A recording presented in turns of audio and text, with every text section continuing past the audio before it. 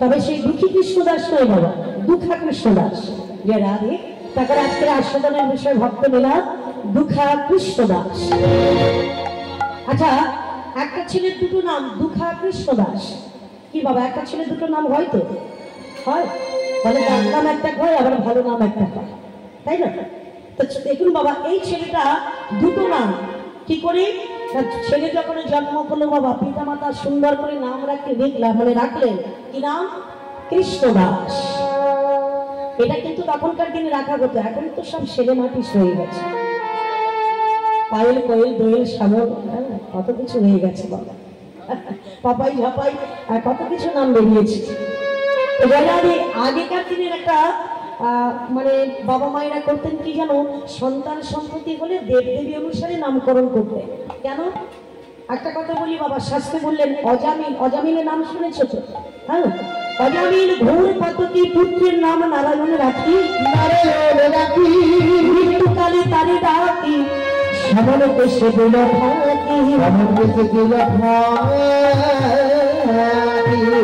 অজামিল এত পাপ করেছিল যে পাপের কোনো খণ্ডন ছিল না। কি বাবা, চুরি বাটপাড়ি, হ্যাঁ, যত কিছু পাপ কর্ম আছে এই জগতে, তিনি সব কিছু কর্মে লিপ্ত ছিলেন, এত পাপ করেছিলেন। কিন্তু যখন শেষের সময় মৃত্যু সজ্জায় শয়ন করেছি, একটা ছেলের নাম রেখেছিল নারায়ণ। হ্যাঁ গো মা, মৃত্যু সজ্জায় যখন শয়ন করেছি, ছেলের নামটা ধরে ডাকছে নারায়ণ নারায়ণ নারায়ণ বলে। তো দেখুন বাবা, নারায়ণ নারায়ণ বলে ছেলেকে ডাকছে, আর ওদিকে শঙ্খ চক্র গদা পদ্মধারী বৈকুণ্ঠ নারায়ণ, বৈকুণ্ঠ নারায়ণের সাথে দেখা দিয়েছিল। সে দাঁড়িয়ে বলছে অজামিল, শেষের দিনে যাওয়ার সময় কালে তুমি আমার নাম ধরে ডেকেছ, তাই তোমাকে আমি নিতে এসেছি, চলো আমি তোমাকে নিয়ে যাবো বলো বৈকুণ্ঠ ধাম। বাহ, হে প্রভু, জীবনে এত অন্যায় করলাম, অপরাধ করলাম, তুমি আমায় ক্ষমা করে আমাকে নিতে এসেছো প্রভু, এই যে আমার পরম সৌভাগ্য। বাহ, তাহলে মৃত্যুর সময় প্রাণবায়ুটা চলে যাওয়ার আগে পর্যন্ত যদি কেউ একবার কৃষ্ণ বলতে পারে, যদি কেউ একবার নারায়ণ বলতে পারে, হ্যাঁ, তো সেই সময় তার সকল পাপ খণ্ডন পেয়ে ভগবানের সে চরণ পেয়ে যায়। তাহলে উদ্ধার হলো কি করে? তার ছেলের নাম নারায়ণই রেখেছিল বলে। ওই জন্য দেখবেন জগতে অনেক বাবা মা আছে এখনো ছেলের নাম দেবদেবী অনুসারে নাম রাখে বাবা। কেন? মানে আপাতত নিজের ঔরসজাত সন্তান তো যাওয়ার সময় ভগবানের নামটা যদি নাও বলতে পারি, নাও যদি মনে করে বাবা, কিন্তু নিজের ঔরসজাত সন্তানের নাম কখনো ভুলে যাব না। হ্যাঁ, যে কারণে সন্তানের নাম রাখতো দেবদেবী অনুসারে। তা এই যে দুঃখা নামী ছেলেটা, এই যখন জন্ম হলো, পিতা মাতা সুন্দর করে নাম রাখলো কি? কৃষ্ণদাস। কৃষ্ণদাস। কিন্তু ছেলেটা দুঃখের সংসারে জন্ম নিয়েছে বাবা। পিতা মাতা দিনাতি পাত নগরে ভিক্ষান্ন করে, যাহা কিছু পায় নিয়ে সে রন্ধন করে ভগবানের চরণে ভোগ নিবেদন করে প্রসাদ সেবা করে। এটা ছিল কর্ম। দেখুন মা, দুঃখের সংসারে ছেলেটা জন্ম নিয়েছে বলে নাম হলো তার দুঃখা। এটা নাম দিল কারা? পাড়া প্রতিবেশীরা সবাই তাকে দুঃখা দুঃখা বলে, আর পিতা মাতা নাম দিয়েছি কৃষ্ণদাস, যে কারণে তার দুটো নাম দুঃখা কৃষ্ণদাস। দেখুন না, ছেলেটা যখন 5 বছর হয়েছে, ঠিক তখনই বাবা পরলোকে গমন করল। বাবা চলে যাওয়ার পরে মা করেন কি, প্রত্যেকদিন ছেলেটাকে কোলে করে নিয়ে প্রতি বাড়ি বাড়ি ভিক্ষা করে সংসার জীবিকা ধারণ করে। কিন্তু মা গো, পিতা মাতা চাই কি বলে, আমাদের যত কষ্ট হোক আমার ছেলেরা যেন ভালো থাকে। কি বাবা, এটা প্রতিটা পিতা মাতা চায় আমাদের যত কষ্ট হয়েছে হোক, কিন্তু এই কষ্টটা যেন আমার ছেলে মেয়ে না পায়। কি বাবা, কি জানেন যে বাবা, আপনি চান না? জীবনে চলার পথে কত কষ্ট পেয়েছে বাবা, কিন্তু তবুও ভগবানের কাছে চেয়েছে আমার ছেলেরা যেন সুখে থাকে, আমার মেয়েটা যেন সুখে থাকে, ওরা সুখে থাকলেই আমি সুখী। এই জগতে বাবা মা ঋণ কোনোদিন শোধ হয় এবং যারা শত দুঃখে থেকেও ভগবানের কাছে একটাই কামনা, আমাদের যত দুঃখ হয়ে হোক, ওরা যদি সুখে থাকে, ওদের সুখে আমরা সুখী। ছেলেমেয়েরা দুঃখ দিচ্ছে, যন্ত্রণা দিচ্ছে, কষ্ট দিচ্ছে, তবু বলছে ভগবানের কাছে, ভগবান ওরা আমাদের যত দুঃখ দিক না কেন, ওদের তুমি সুখে রাখো। এরাই কোনো বাবা মা। তো এদের দিক এই জগতে কোন সন্তান কোনদিন কেউ দিতে পারে না। তো দেখুন মা, এই জগৎ সংসারে সেই পিতা মাতা, বাবা চলে গেলেন, মা করে কি ভিক্ষা করে সংসার জীবিকা ধারণ করে। তো দেখতে দেখতে ছেলেটাকে একটু একটু করে প্রতিপালন করে বড় করছে। ছেলেটা যখন বড় হয়েছে, বুঝতে পেরেছে, জানতে পেরেছে, একদিন মাকে ডাক দিয়ে বলছে, মা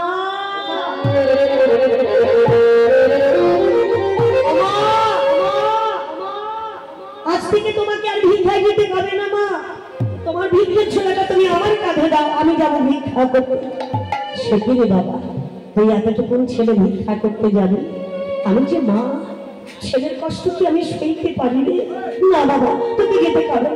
বলে হ্যাঁ রে বাবা, তুই যেতে পারবি?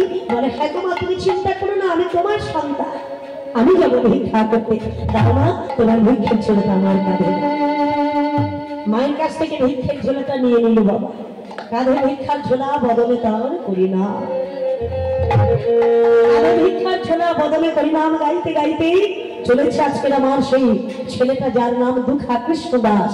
সেই দুঃখা কৃষ্ণ দাস চলেছে ভিক্ষা না করতে, যাচ্ছে বদল ভরে কৃষ্ণ নাম গাইছে। শ্যামল বংশীওয়ালা কত নন্দলালা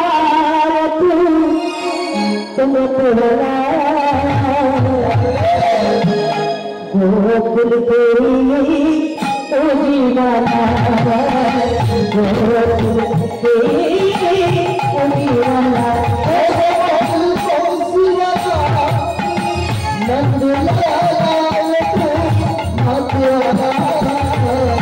গোকুল কে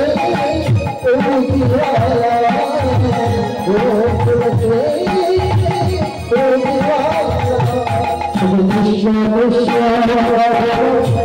সাগর নদী, কৃষ্ণ নামে সব কৃষ্ণ কৃষ্ণ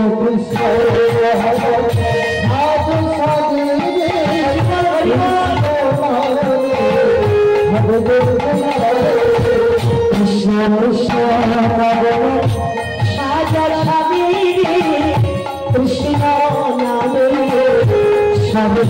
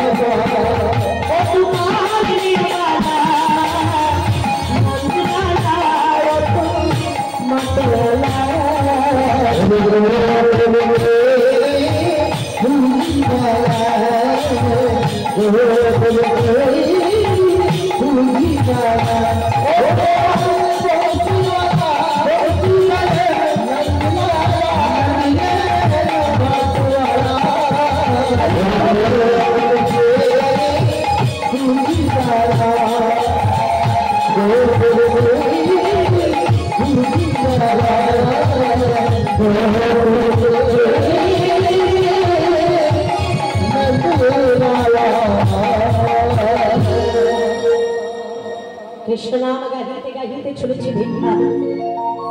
ছেলেটা দুটো কর্ম করতো বাবা। কর্মটা ছিল কি, প্রতিদিন ভিক্ষা করতেন, তার মধ্য থেকে যেটুকু সময় পেতেন গভীর জঙ্গলে গিয়ে শুকনো কাঠ ভেঙে বোঝা করে মাথায় করে নিয়ে গিয়ে বাজারে বিক্রয় করতেন। রোজগার কত? 4 আনা পয়সা। 4 আনার বেশি কি পারতো না বাবা? অর্থাৎ কিন্তু যারা কৃষ্ণ ভক্ত হয় তারা ভগবানের কাছে বলে, ঠাকুর দিনান্তে যা কিছু যতটা আমার প্রয়োজন তার বেশি চাই না। একদিনে যেটুকু রোজগার প্রয়োজন কিংবা যেটুকু খরচার প্রয়োজন আমি সেটা ব্যতীত তোমার কাছে এর থেকে বেশি আর চাই না। তো 4 আনা পয়সা রোজগার ছিল তার, আর প্রতি বাড়ি বাড়ি ভিক্ষান্ন করে সংসার জীবিকা ধারণ করতে, এটাই ছিল তার কর্ম। দেখতে দেখতে ছেলেটা বড় হলো, উপযুক্ত হলো। হ্যাঁ, একদিন বাড়ির পাশাপাশি কয়েকজন কাকা বাবু জেঠা বাবু তারা এসে বলছে, আয় দুখা, দুখা বাড়িতে আছিস? দুখা বাড়ি থেকে বেরিয়ে এসে দেখতে পেল কাকা বাবু জেঠা বাবু সবাই দাঁড়িয়ে আছে। কাকা বাবু আপনারা এসেছেন? বলে, হ্যাঁ রে বাবা, একটা কথা তোকে বলতে এলাম। তুই তো বড় হয়েছিস, ছেলে হয়েছিস, বড় হয়েছিস, উপযুক্ত হয়েছিস, রোজগার করতে শিখেছিস, একটা কাজ কর না বাবা। দেখতে পাচ্ছিস না মায়ের বয়স হয়ে গেছে, মার ভিক্ষি করতে পারে না রে, মা রান্না করতে পারে না, চুলতে পারে না, চোখে ভালো করে দেখতে পায় না, তা তুই ছেলে হয়েছিস, একটা কাজ কর বাবা।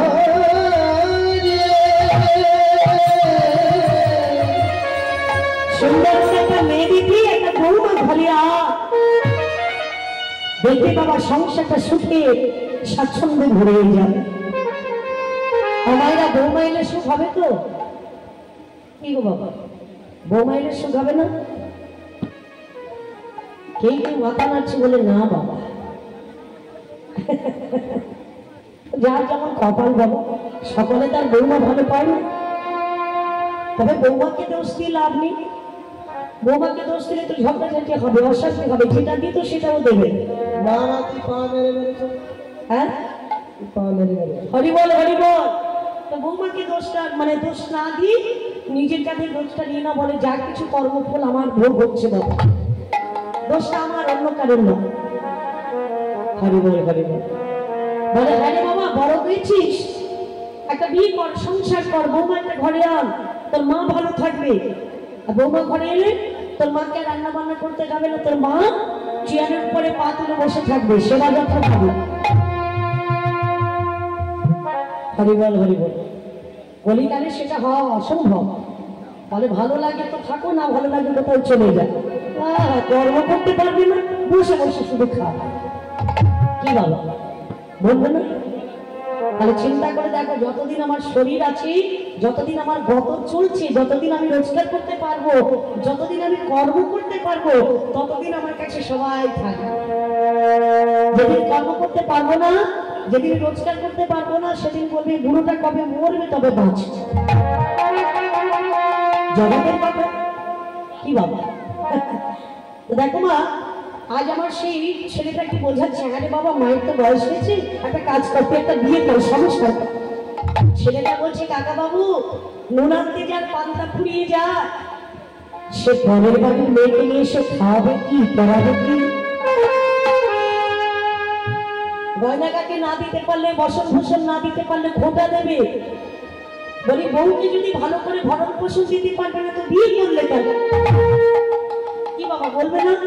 পরের বাড়ির মেয়ে এসে তো বলবে, ভালো করে খেতে দিতে পারবো না, বিয়ে করলে কেন? ভালো করে অলংকার দিতে পারবো না, মানে পারছো না, বিয়ে করলে কেন? সংসার করছো কেন? এ কথা তো বলবে বাবা। তো আমার জীবনে কোনোদিন সংসার করবে না, সে কি বাবা? তাই বললে কি হয়? সংসারে যিনি পাঠিয়েছেন ঈশ্বর পরম কৃষ্ণ, পরম কৃষ্ণ সচ্চিদানন্দ বিগ্রহ, অনাদি আদি গোবিন্দ, সর্বকারণ কারণ, সর্বকারণে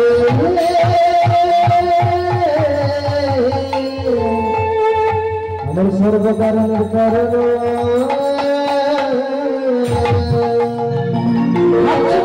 চলবে কিসে? তুমি ভাববার কে? তুমি ভাবো আমাকে, আমি ভাববো তোমাকে। কি বাবা ভাবছো বসে? চলবে কিসে? আমরা ভাবছি যে চালাবো কি করে, সংসার চালাবো কি করে, কি করে চলবে। তো ভগবান বলছে, দরকার নেই তোমরা আমাকে ভাবো, আমি তোমাদের ভাবনাটা আমি ভাবছি। তো সেটা থেকে যদি আমরা তার কথা না ভাবি বাবা, তাহলে আমাদের কথা ভগবান ভাববে না। তাহলে তার কথাটা আমাদের চিন্তা করতে হবে, সেটা কিন্তু ভুলে গেলে চলবে না বাবা।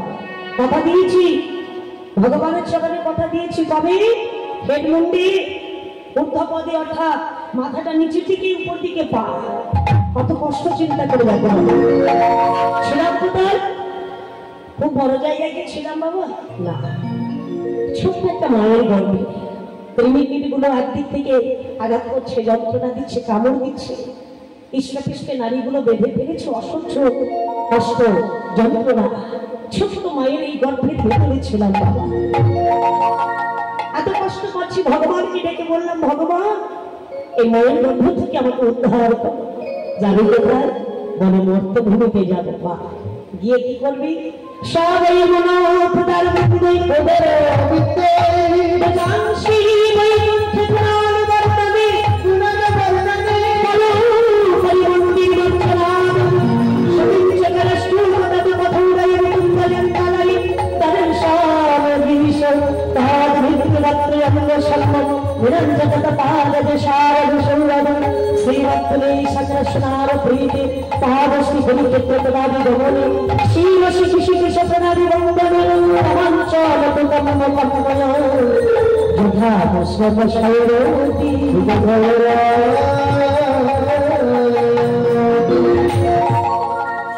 ভগবানের চরণে কতগুলো কথা দিলাম। মায়ের গর্ভে থাকতে পারছে না, কত কষ্ট, কত জ্বালা যন্ত্রণা। ঠাকুমা এতটুকু জায়গার মধ্যে থাকতে বড় কষ্ট করছে, উপর দিকে পা, নিচের দিকে মাথা, এই যে বড় কষ্ট। দয়াময় তুমি মায়ের গর্ভ থেকে উদ্ধার করো। পাঠিয়ে দিল বিশ্বভূমিতে, অর্থাৎ বাংলার মাটিতে। সনাতন ধর্মে জন্ম নিলাম, হিন্দু কুলে জন্ম পেলাম, কিন্তু সনাতন কুলে জন্ম পেয়েও আমাদের ধর্মটাকে আমরা নিজেরাই ভুলে গেলাম। কেন আমরা এলাম, কি জন্য এলাম, সেটা কিন্তু আমাদের সকলের মুখস্থ আছে। কি বাবা আছে না? কেন আমরা এসেছি আছে তো? অষ্টতর শতনামে শুনতে পাই কি বাবা, রেকর্ডের মধ্যে আমরা শুনতে পাই কেন আমরা এলাম, কি করণীয় আমাদের, কি কর্তব্য, কিসের জন্য আমরা এসেছি। কেন এসেছি মায়েরা? বলে কৃষ্ণ ভগবান তারে। কোথায় এসেছি? সংসারে আইল আমার বিছাময় বদ্ধ করে কি হয়েছি? বৃক্ষ সমকৈল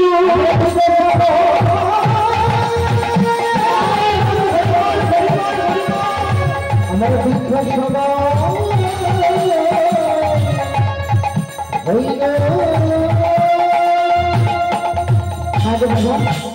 মায়েরা আমরা ভুলে গেছি কেন এসেছি? ভুলিনি তো? যেটা আমরা ভুলে গেছিলাম সেটা কিন্তু রেকর্ডের মধ্যে শুনতে শুনতে আমাদের মুখস্থ হয়ে গেছে যে কেন আমরা এসেছি। কেন এসেছি? কৃষ্ণ ভজিবার করে সংসারে আইনু মিছা মহে বদ্ধ হয়ে বৃক্ষ সম হইল। ভালরূপে পুত্র কন্যা ডাল ভাঙে পড়ে, কাল রূপে সংসারেতে পক্ষে বাসা করল। হ্যাঁ গো মা, তাহলে আমাদের কথাটা কিন্তু ভুলে যায়নি বাবা, আমরা সকলের মনে আছে, সবাই আমরা মুখস্থ করে রেখেছি, কিন্তু তবুও আমরা ভুলে গেলাম। কেন? মায়া আমাদের এমন আস্তে পিষ্টে জড়িয়ে ধরেছে বাবা, দু পা যদি এগিয়ে যাই আবার চার পা পিছিয়ে আসে। মনে ভাবে করবো কিন্তু আর করা পাই না, পেছন থেকে টান। তাহলে সেই দৃঢ়তা, সেই প্রেম, সেই ভক্তি, সেই ভাব আমাদের মধ্যে উদয় হচ্ছে না। যে ভালোবাসা পেলে, যে প্রেম পেলে ভগবান সন্তুষ্ট করে, কত যোগী, কত ঋষি, কত মুনি সকল কিছু পরিত্যাগ করে কেবল কৃষ্ণ কৃষ্ণ বলে ধ্যান করছে, তপস্যা করছে, যজ্ঞ করছে, যাগ করছে। কেন? কেবল ভগবানের কৃপা পাওয়ার জন্য। আমরা সংসার জীবনে এসে এমন একটা খাঁচায় বন্দী হয়েছি বাবা, যে খাঁচা থেকে আমরা সহজে বেরোতে পারছি না। হ্যাঁ, তার জন্য উপায় করি না। হ্যাঁ, হরিবল করিব। দেখুন না, আজকে ছেলেটাকে বলছে, হ্যাঁ রে বাবা, তুই যার কথা চিন্তা করিস, তুই যাকে ভালোবাসিস, সে তোর জন্য কিছু না কিছু ব্যবস্থা করে রেখে দিয়েছে। কারণ দুঃখা কৃষ্ণ দাস তো আর কৃষ্ণ নাম ছাড়া থাকতে পারে না বাবা। আর যিনি কৃষ্ণ নামকে আশ্রয় করেছেন, যিনি ভগবানকে ভালোবেসেছে, ভগবান তার অমঙ্গল কোনোদিন চায় না। আরে বাবা চিন্তা করিস নে, তুমি যার কথা ভাবছো, তুমি যেটা নিয়ে ভাবছো, সেটার জন্য ভাবনাটা ছেড়ে দাও, ভগবানের উপরে ছেড়ে দাও। তুমি তাকে ভাবো, তিনি তোমার কথাটা ভাববে। আরে বাবা, জীবনে চলার পথে আমাদের সংসার করতে হবে, সংসার না করলে কিন্তু চলবে না। হ্যাঁ, সংসার করতে হবে। তো সবাই যখন বুঝিয়ে বললো, বাবা ছেলেটা বলছে বেশ, আপনারা যখন এত করে বলছেন, এক কাজ করুন, আপনারা মেয়ে দেখুন, আমি বিয়ে করব। ছেলে যখন রাজি হয়েছে বাবা, এরা মেয়ে দেখা শুরু করেছে। তো সবাই মেয়ে দেখতে দেখতে একটা সুন্দরী মেয়ে পাওয়া গেল বাবা। দেখতে অপরূপা সুন্দরী, শুধু সুন্দরী নয় বাবা, এবং তার মধ্যে ভক্তি ছিল, শ্রদ্ধা ছিল, প্রেম ছিল। হ্যাঁ, হরিবল হরিবল। তো সেই মেয়েটাকে শুভ দিনে, শুভক্ষণে, শুভ লগ্নে আজ আমার সে দুঃখা কৃষ্ণ দাস চলেছে বিয়ে করতে।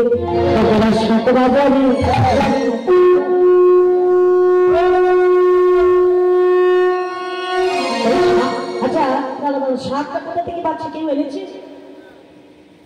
শাক? আপনারা এনেছেন? আনেনি? তাহলে শাক বাজবে কোথা থেকে? ও, এখানেও শাক আছে। হরিবল হরিবল, জয় রাধে। তো মায়েরা যেখানে কীর্তন হয়, মায়েদের কর্মক্ষমে একটা শাক হাতে নিয়ে যাও, যাবেন বাবা? ওই তো বাবা, ওই তো মনে পড়ে গেছে। জয় রাধে। যেখানে যেখানে কীর্তন হবে, কোনো কোনো মায়েরা যদি পাশাপাশি বাড়ি থাকে, একটা শাক হাতে নিয়ে যাবে। বৈষ্ণবদের যখন খুন করে তাহলে চুপ খাই বাবা, যখন হরিধ্বনি কর সেই সঙ্গে একটু শঙ্খধ্বনি করতে হবে। হ্যাঁ, জয় রাধে। তো যারা উলুধ্বনি জানেন তারা উলুধ্বনি দেবে, যার কাছে শঙ্খ আছে শঙ্খধ্বনি দেবে, আর যারা ভক্তরা আছেন, আমার বাবারা আছে, সবাই মিলে করে ধ্বনি দেবেন। তাই তোরা শাক বাজাবি, আবার বিয়ে হবে জানাবে,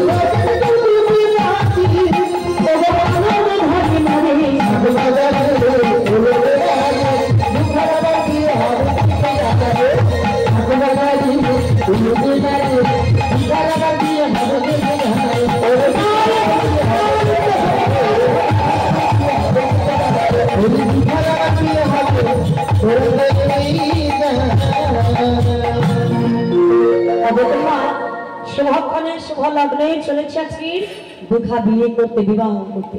হ্যাঁ গো মা, বিয়ে করতে যখন যাচ্ছে ছেলেটা, শুভক্ষণে শুভ দিনে ছেলেটার বিয়ে করলো বাবা। নতুন বৌমা ঘরে এলো, আর নতুন বৌমা ঘরে এলে কি হয়, আনন্দ উৎসব, কত আনন্দের সংসারটা ভরে যায়। দেখুন মা, এই মেয়েটা যখন সংসারে এলো, তার স্বামী তাকে বলে দিচ্ছে, মেয়েটার নাম হলো ভক্তি। নামে যেমন ভক্তি, কর্তব্য ছিলেন ভক্তি। স্ত্রীকে ডাক দিয়ে স্বামী বলছে, ভক্তি একটা কথা তোমাকে আজকে বলি, ভক্তি তুমি আমার স্ত্রী, আমি তোমার স্বামী। তবে ভক্তি গো, একটা কথা তোমার কাছে বলে রাখি, আমার মা বড় কাঙালিনী, বড় হতভাগিনী, বড় দুঃখিনী মা আমার। তাই জীবনে কত কষ্ট করে লালন পালন করে আমায় বড় করেছে, সেই মাকে তুমি কোনোদিন দুঃখ দিও না, কষ্ট দিও না, যন্ত্রণা দিও না। হ্যাঁ গো মা, তাহলে ভাগ্য গুণে ভাজ্যা পাওয়া যায়, তপস্যা করলে রাজা পাওয়া যায়, আর পুণ্য সঞ্চয় করলে তবে একটা পুত্র পাওয়া যায়। কি বাবা, তাই? তাহলে ভাগ্য গুণে ভাজ্যা পাওয়া যায়, ভাজ্যা যেমন তেমন হলে হয় না বাবা। যে রমণীর মধ্যে প্রেম নেই, শ্রদ্ধা নেই, ভক্তি নেই, গুরুজনকে শ্রদ্ধা করে না, ছোটদেরকে প্রেম ভালোবাসা দেয় না, সে যত সুন্দরী হোক না কেন, তার যত টাকা পয়সা থাক না কেন, তার যত বিদ্যা থাক না কেন, ভগবান তার কাছে কোনোদিন বাধা থাকে না। তাহলে ভাগ্য গুণে ভাগ্য পাওয়া যায়। হ্যাঁ গো, আজকের বিয়ে করে এনেছে ভক্তিকে, ভক্তিকে বলছে সরল ভক্তি। আমার মা বড় দুঃখী, বড় কাঙালিনী, কত কষ্ট করে আমার প্রতিপালন করে বড় করেছে। সেই মাকে কোনোদিন দুঃখ দিও না, কষ্ট দিও না। তো ভক্তি বলছে স্বামী, আমি একজন হতভাগিনী, মাতৃখারা পিতৃখারা, এখানে এসে মাকে পেয়েছি, এই যে আমার বড় সৌভাগ্য। চিন্তা করো না স্বামী, আমি মাকে কোনোদিন অযত্ন করবো না, কষ্ট করবো না, কোনো কষ্ট দেবো না, তুমি চিন্তা করো না মেয়েটি স্বামীর ঘরে এসে প্রথম দিন থেকে রাধা গোবিন্দের সেবা করছে এবং ভগবানের কাছে সেবা করছে আর বদন করে কৃষ্ণ নাম গাইছে। তেমন করে এসো সুন্দর যশোদা বৃন্দাবন বিহারী বৃন্দাবন বিহারী